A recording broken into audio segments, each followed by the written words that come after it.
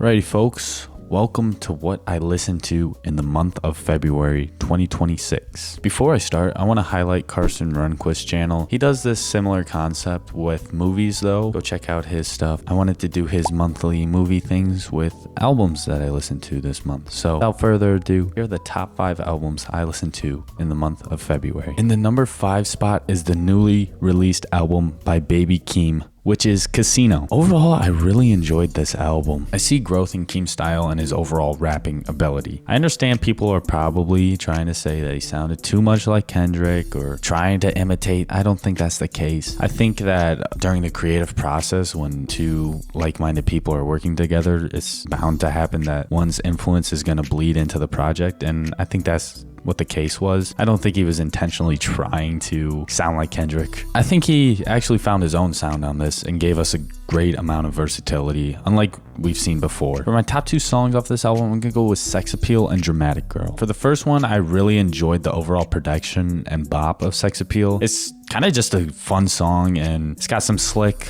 lines in there and overall just flows very smoothly. It's a good put together song. And for Dramatic Girl, it almost reminds me of a more upbeat 16. Again, another fun song, and the chorus is super catchy. Can't help but dance when it comes on because it's just another really fun, smooth song. As far as my least 2 favorites, it's gonna be Good Flirts and No Security. Not really too much to talk about these two. Good Flirts, I just didn't really enjoy the song overall. Felt like Kendrick's verse was weak and Keem's didn't really carry much weight compared to the other tracks on this album. So kind of just a weak track overall. And No Security, it was fine. Just it served its purpose as an intro track, but nothing else really to talk about. I'd give Baby Keem's Casino a 4 out of 5 overall. Moving on to my 4th listen to album this month, and that's Bad Bunny's Un Verano Sin Ti. This is my personal favorite album from Bad Bunny, and I could honestly see it being here every month. The fun, beachy album by Bad Bunny is just flawless. It's filled with summer vibes and just happy, upbeat tracks, as well as a good versatility of those slow, mellow, sad tracks that Bad Bunny gives us as well. The range in this album shows the character of him, and it just shines through on this. What I love most about this album is that it was carefully crafted through and through. Each feature carried heavy intention. The artwork, the overall scene of this album is just, everything is placed perfectly to make it become whole. I feel like it's understood that this is probably in his top 3 of albums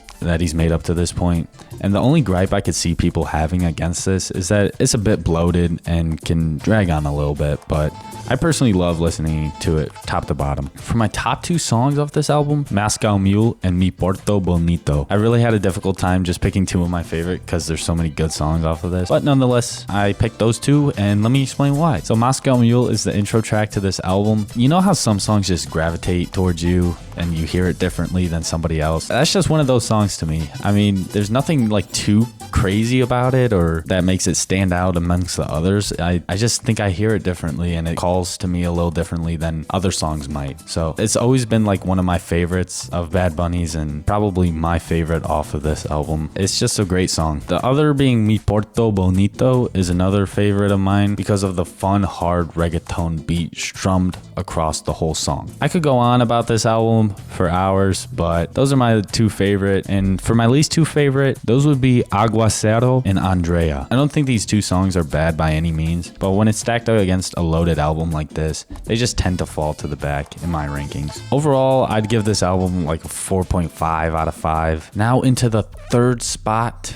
This is another album that was released in the month of February, and that's J. Cole's The Fall Off. This project is a hearty one, being broken up into 2 discs. It's packed with a lot of songs. I'm gonna be honest, off first listen, I didn't really enjoy the first half of the album, but when replaying it over and over, I found a new appreciation for the first half. Although I do still think the second part of the album is better, I do really enjoy the album for what it is, both parts. In this album, we get literally every version of Cole. From the youth days to the progression of where he is now, you can put on any song and you'll know what era he is in when that song is playing. It's pretty cool to see. And it comes together very nicely. This seems to be like his final project, and it was a great one at that. He poured so much time and effort into this, and it's truly a solid piece of work. If we want to compare it against his best 2014 Forest Hills Drives, I think that one still has the edge. but I understand they're two completely different albums. I did enjoy this album overall, but I kind of felt like I was slugging a little bit through it because of how packed it was. Nonetheless, here are my top 2 songs, Who the F Is You and Life Sentence. Again, there were a ton of good songs to choose from because of how packed this album is. Let's start with Who the F Is You. It's that energy track that I enjoy throughout an album, and it just brings that oomph. I like when certain songs bring hard, aggressive energy, and this one brings that and so much more. Life Sentence is another one of my favorites because of the storytelling ability that Cole shows throughout this song. It's a beautiful song on how a relationship works between two committed lovers, working out the kinks and progressing into a stronger bond. Overall, I think this album was good, and I'd give it like a 3.7 to a 4 out of 5. In the number 2 spot is the singer-songwriter himself, Teezo Touchdown, baby. Yes. And his one and only album, How Do You Sleep at Night? I love Teezo as an artist, and this is one of my favorite albums, and I don't think there's really any skips on this. I could talk about this album forever, literally. And I'm also reviewing the deluxe version of this. Anyway, if you want to talk about character shining through an album, this is certainly the one to listen to. The quirkiness of Teezo and the talent is really brought to the table. It's awesome to see because he has always stayed true to himself and is finally getting that recognition. The album is genre bending a lot, but no song seems to be out of place and it flows together perfectly. My 2 favorite songs off the album are going to be Daddy Mama Drama and Third Coast. I'm sure I've said this multiple times already. It was really difficult to pick 2 songs off of this one because I love any of these songs off the album. I can make a case for dang near most of them. Let's start with Daddy Mama Drama. It is a beautiful example of that genre bending lane Teezo is so prevalent on this album. And I love the strung out belches of singing in this. I don't really know how to put it into words, but I just think this song is insanely good. Third Coast is another example of that multi-genre, having 3 beat switches in one song, and every beat is fire though. It's another one of those just fun songs that have a nice groove to it, and you can just vibe out when it comes on. Call me a Teezo Glazer, bro. I don't care. I just love his music and forever will love his music. And I need that other album, Teezo, please. For my least 2 favorite songs, though, those would be Mood Swings and Too Easy. Again, I don't think these are necessarily bad tracks. I don't gravitate towards them against the other songs. Let me explain why. Mood Swings is a super fun, groovy 70s, 80s vibe. The only problem I have with it is that it could get a little bit repetitive. Too Easy, just not really crazy about the first half of that song. Doesn't really have much character to it, kind of a little bit bland that first half, but when that beat switch hits, oh my goodness, that is transcending, and it is a beautiful song from there on out. I love this album so much, and I'm gonna give it a 5 out of 5. I mean, it's gotta be, right? And in the number 1 spot for my most listened to album this month, that is JID's God Does Like Ugly. JID or Jid, I think you can say it either way. I'm just gonna probably say Jid from here on out. Jid really grows into his own on this album, releasing himself from the shadow of J. Cole that people have put him in. He proves his talent on another level with this album. The Atlanta rapper shows his lyrical ability and his delivery once again, but with more oomph this time. The art and the overall concept of this is very well put together compared to his last albums. This is no doubt his best album, and it's a very solid album at that. I couldn't get enough of it, obviously.